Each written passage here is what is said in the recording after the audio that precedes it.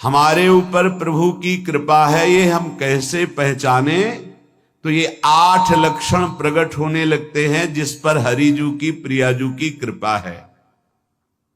पहला, घोर अपराध करने वाले के प्रति भी दया की भावना, शांति पहला लक्षण है। भाव में भी पहले शांत भाव है। हमारे ऊपर श्री हरिजू की कृपा है, इसकी पहचान ये 8 लक्षण।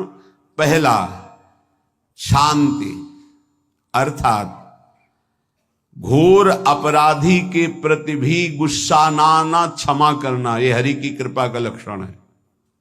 देख लो भाई, घोर अपराधी शब्द तो जाने दो, जरा सा प्रतिकूल हो जाए तो लाख समझाओ पर भ्रकुटी तनी रहती है। भला ऐसा है? अपराधी पर भी क्षमा का भाव होना, ये हरि कृपा पात्र में ही होगा, अन्य में नहीं। तो अगर अपने हृदय में ऐसा लगे कि ऐसा नहीं है तो हरिजू से प्रार्थना करनी चाहिए कि कृपा करो, मेरे में सामर्थ्य आवे। दूसरा, अनुसूया, वो किसी भी के प्रति कभी भी कोई दोष दर्शन ही नहीं करेगा। दोष कथन, दोष श्रवण की तो बात जाने दो।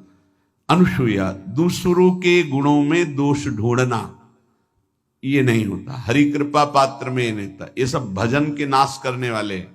जैसे पहला अपराधी पर क्रोध कर देना, तो माया ने भेजा इसीलिए था कि तुम्हारे साथ व्यवहार ऐसा करे कि तुम क्रोध करो। क्रोध करोगे तुम्हारी ऊर्जा शक्ति नष्ट हो जाएगी, अध्यात्म में जो चलने की थी। और कहीं तुमने संकल्प कर लिया तो भजन शक्ति नष्ट हो जाएगी। तो अगर भजन बल है तो गया, जरूर उसको दंड मिलेगा, पक्का मिलेगा, 100% मिलेगा, लेकिन आप खाली हो गए। ना भजन करने की वृत्ति रहेगी और ना भजन रहेगा, दोनों बात। अनुसूया, किसी के सद्गुणों में दोष देखना, गुणों में दोष ढूंढना, ये हरि कृपा पात्र में नहीं होता। ये बहुत मंगलमयी बातें हैं जिससे हमारा भजन मार्ग पुष्ट होता है। तीसरा, वो बाहर से और भीतर से पवित्र रहता है, हरि कृपा पात्र। शौचाचार का ज्ञान होना चाहिए, वस्त्र आपके पवित्र होने चाहिए, ये बाहरी जल रज आदि के द्वारा बाहरी पवित्रता। और निष्कपटता, निश्चलता, सत्य भाव, ये अंदर की पवित्रता है। अगर कपट है, छल है, असत्य है तो हृदय मलिन रहता है। भीतर और बाहर से पवित्र रहना, इसमें खास बात क्या है? भीतर और बाहर से पवित्र रहने में, भीतर और बाहर से सदैव पवित्र कौन रह सकता है? तो बोले जो पुंडरीकाक्ष भगवान श्री हरि का, प्रियाजू का स्मरण करता रहता है, वो शवायाभ्यंतर शुचि, वो बाह्य और अभ्यंतर दोनों से पावन रहता है।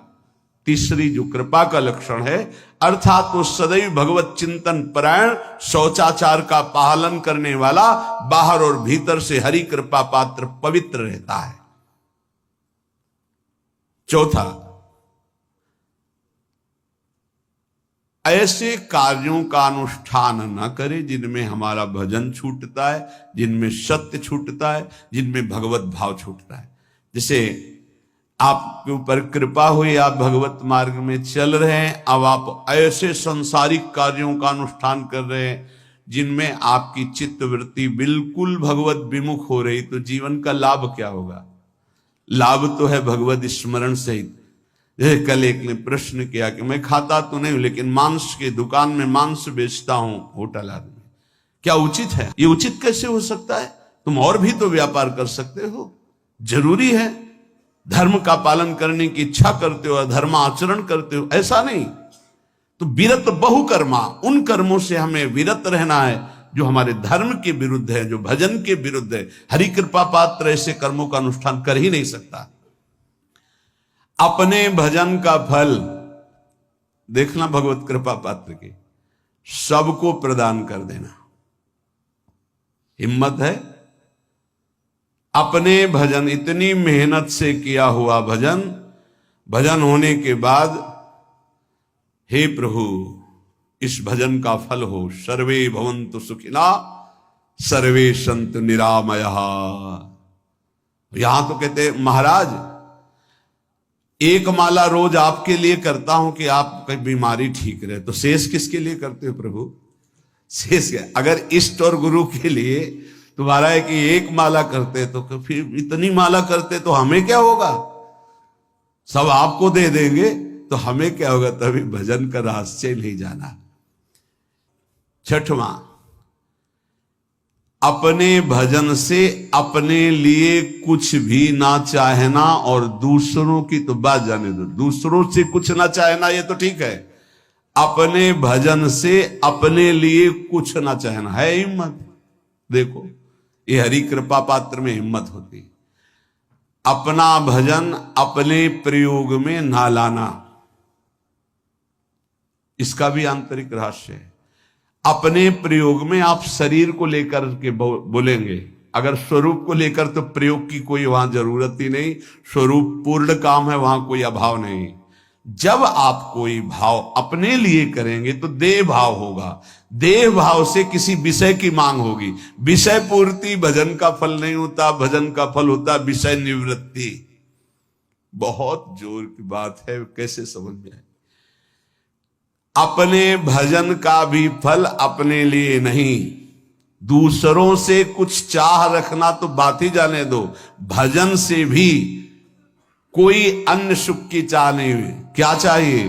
भजन ही बनता रहे, भजन का फल भजन बनता रहे, खूब निरंतर जप करते रहे। सातवां, किसी भी मान सम्मान कीर्ति पद प्रतिष्ठा के मिलने पर हृदय का असंतुष्ट हो जाना, यह हरि कृपा पात्र का लक्षण होता है। प्रणाम नमस्कार जय हो तो हृदय में असंतुष्ट हो जाना चाहिए। कोई किंचन मात्र अभिमान न उदय हो जाए। प्रभु बचाओ, ये माया की चकाचौंध से बचा लो नाथ। कौन सा अपराध बन गया कि आपकी जय की जगह यहां हमको ऐसा सुनना पड़े। मान प्रतिष्ठा कीर्ति जिसके लिए बड़े बड़े लालायित रहते, हरि कृपा पात्र को विष की तरह चुभती है। और आठवां, किसी भी प्राणी समुदाय से संबंध ना रखते हुए सब पर दया की भावना, सब पर कृपा की भावना, सब पर करुणा मैत्री, पर किसी से ममता नहीं। ये सूत्र बहुत व्यवहार में प्रयोग करने योग्य है। सबसे करुणा और मैत्री, पर किसी से ममता नहीं। करुणा तो करी भरत जी ने, मैत्री भी की मृग से, पर ममता रहित नहीं रहे। ममता कर ली तो अगला जन्म हिरण का हो गया। ममता नहीं रखनी, निर्ममो निरहंकारा। करुणा मैत्री तो करनी है, जैसे इसमें आदेश है, गीता में जी आदेश है, अद्वेष्टा सर्वभूतान मैत्र करुण एवच, पर निर्ममो निरहंकारा, ये साधक की चतुरता है। प्राण मात्र पर दया कृपा करुणा मैत्री, पर ममता नहीं।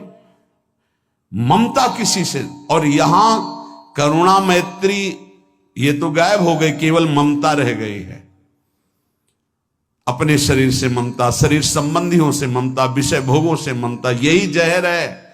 संबंध में ये ममता ही जहर है, विचारों में अहंकार जहर है, कर्मों में ये आसक्ति जहर है।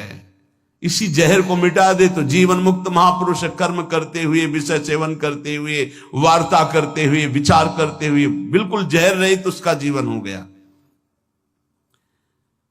तो ये 8 बातें हरि कृपा पात्र में होती हैं, इनको बार बार सुनना, हृदय में धारण करना।